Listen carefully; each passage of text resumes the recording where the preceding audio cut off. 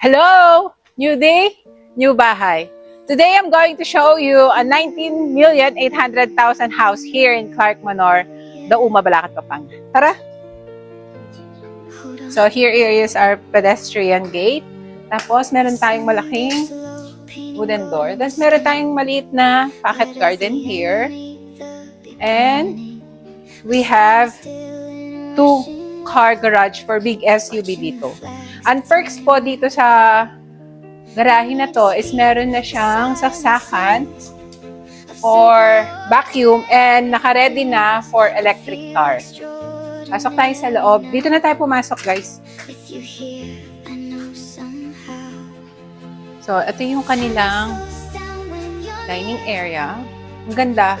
It's a marble top with a rose gold yung sa baba. So, ito, ano to ha? Pinasadya po itong dining area natin. Andito tayo sa living area. So, ang living area natin, meron 65 inches na TV. Tapos, meron siya mga lights. Kapag gusto nyo nakapatay yung ilaw, meron siya mga accent light. Tapos, itong ating sofa is made of cow leather po. So, medyo may amoy pa siya. Pero that's a good thing kasi cow leather siya. Matibay.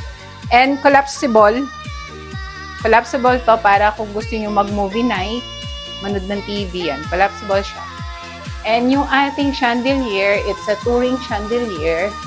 It's imported and it's 3 colors. Tricolor po siya. Para hindi kayo mahilaw kung gusto yung warm light, very light, and ganyan lang. Okay?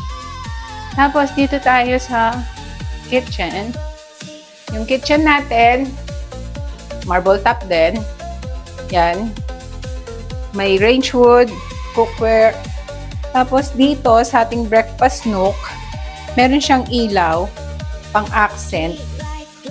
Kung anong gusto nyo, yan. May pang-accent siya. Yan. Labas tayo sa likod. So, here sa likod, meron tayong 3.5 meter setback. So, medyo maluwang siya. And yung tubig natin, meron na siyang 3 layered ng filtration. So, pwede siyang inumin.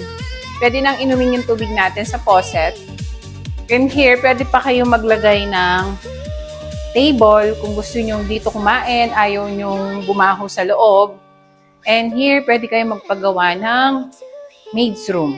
Or, kung ayaw nyo ng maid's room, pwede kayo maglagay ng mga hanging plants dyan.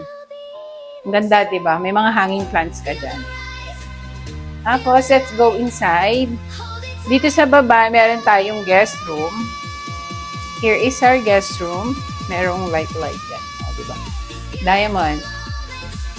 And meron siyang built-in cabinet and sariling toilet and bath. Very classy ng mga gamit. Diba? Akit tayo sa second floor. Ay, wait. Meron palang powder room dito para sa inyong mga visitor. Okay? Ang ganda ng accent. Flower. Flowery accent. Akit tayo sa taas.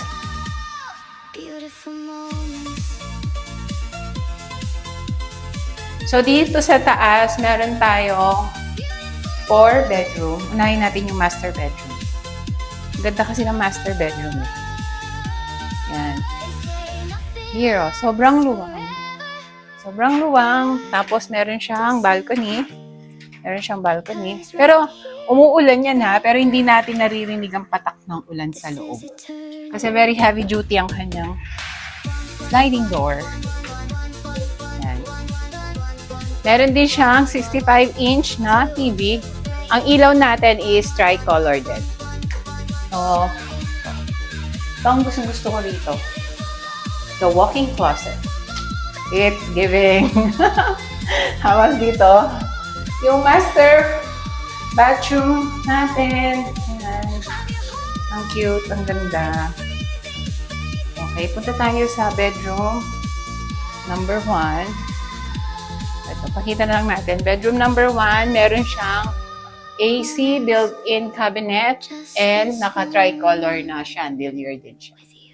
And here is the bedroom number 2. Same with the bedroom number 1. Yan. May built-in, may AC. Kompleto na lahat. Tapos ito yung perks ng room 1 and 2. Meron siyang common CR, pero magkahiwalay. Dito yung shower, dito yung nature calling. Tapos, here is the other room. Ito, pwede nyo siyang gawing playroom or office. Pwede rin gawin nyo siyang third room dito sa taas. Okay? Meron din siyang built-in cabinet. So, guys, if you want to see and view this house, very beautiful, call my number above. And see you on the next house tour. Bye!